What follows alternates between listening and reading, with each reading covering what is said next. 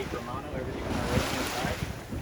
And it's part of this house is part of the self-sustaining, eco-friendly community that they were working on here in the early 80s. And the beach eroded away from them removing some trees. And it was last on the beach in 2012, so we've had a lot of erosion out here. And it's just because some of those mangrove trees got removed. And these trees over here, they hold all these islands together. So there's nothing else holding them together other than the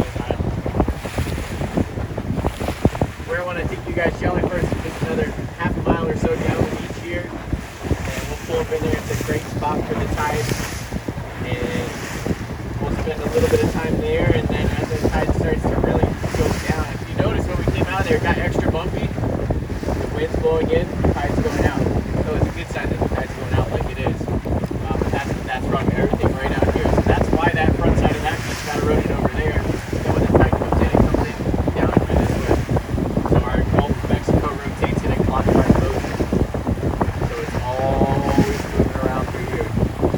Go up just